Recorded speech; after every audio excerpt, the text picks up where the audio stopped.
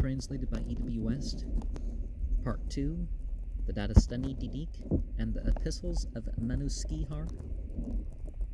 London, Oxford University Press, 1882. The Dadistan-i Dinik. The term Dadistan-i Dinik, religious opinions or decisions, is a comparatively modern name applied to 92 questions on religious subjects, put to the high priest Manuskihar and his answers to the same. These questions appear to have been sent in an epistle from Mitro Khurshid, son of Aturo Mahan, and other Mazda worshippers. Dadistan-i Dinik, heading and 1-2, and were received by Manuskihar, who was the leader of the religion. Dadistan-i Dinik 1:10. No. In the month of July or August, Dadistan-i Dinik 1:17. But it was not till September or October, after he had returned from Shiraz, from a tour in the provinces, that he found time to begin his reply, which, when completed, was sent by a courier, Dadistan-i Dinik 1:26, to his correspondents. But at what date is not recorded. Regarding the residence of these correspondents and the year in which these transactions took place, we have no positive information.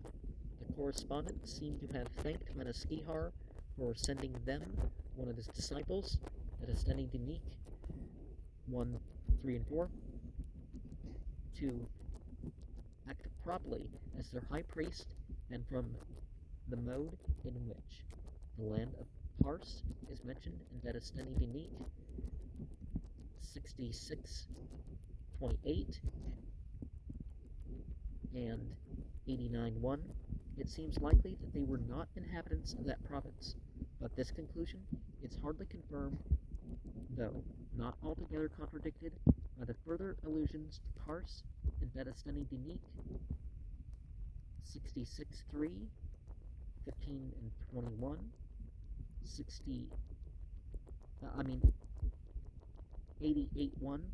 With regard to the date of this correspondence, we may conclude from the less authoritative tone assumed by Manuskihar in his reply, Dadistan-i Dinik 1:5-7 and 2, as compared with that adopted in his epistles, Epistle 3:17-19, that he was a younger man when he composed the Dadistan-i Dinik than when he wrote his epistles. We may therefore probably assume that the Dadistan-i Dinik was written several years before 881 of the Common Era. Although the subjects discussed in the Dadistan-i Dinik cover a wide range of religious doctrines, legends, and duties, they cannot be expected to give a complete view of the Mazda-worshipping religion, as they are merely those matters on which the Mitro Khurshid and his friends entertained doubts, or wished for further information. It is somewhat doubtful whether the whole of the questions have been preserved on account of the abrupt transition from the last reply at the end of Dadistan-i Dinik 93 to the peroration in Dadistan-i Dinik 94, and also from the fact that a chapter is alluded to in Dadistan-i Dinik 17:3, 18:2, which is no longer extant in the text.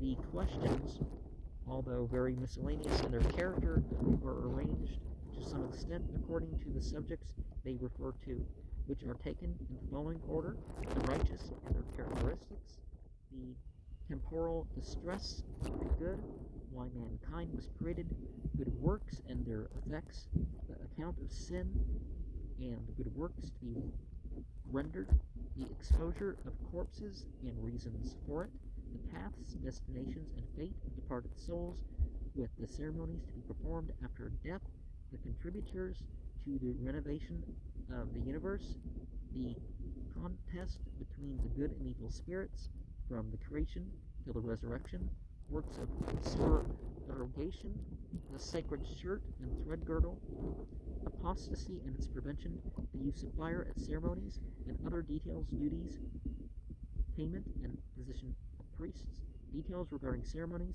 lawful and unlawful trading in grain, wine, and cattle, with a definition of drunkenness, adoption, guardianship, and inheritance, rights of foreigners and infidels.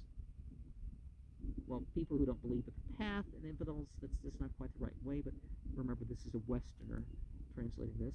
The origin of mankind and next of kin marriage, the cost of religious rites, the cause of the rainbow, phases of the moon, eclipses and riverbeds, things acquired through destiny and exertion, the sins of unnatural intercourse and adultery, imperfect prayer, for drinking, ceremonies and payments for them, the 7 immortal rulers before Zarathustra, the sky, the source of pure water, and the cause of rain and storms. In his replies to these questions, Madaskihar displays much intelligence and wisdom. The morality he teaches is of a high standard for the age in which he lived, and while anxious to uphold the power and privileges of the priesthood, he is widely tolerant of all deficiencies in the conduct of the laity that do not arise from willful persistence in sin. The reader will search in vain for any confirmation of the foreign notion that Mazda worship is decidedly more dualistic than Christianity is usually shown to be by Orthodox writers.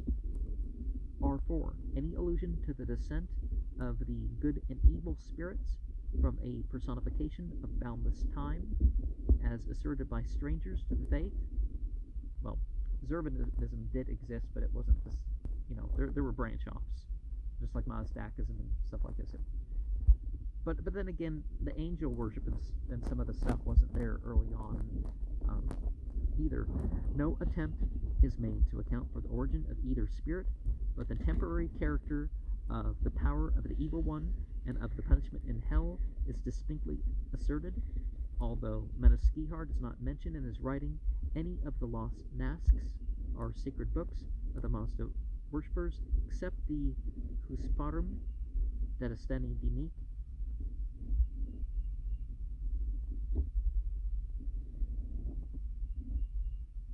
61:3, and the Sakadum, Epistle 1:8-167.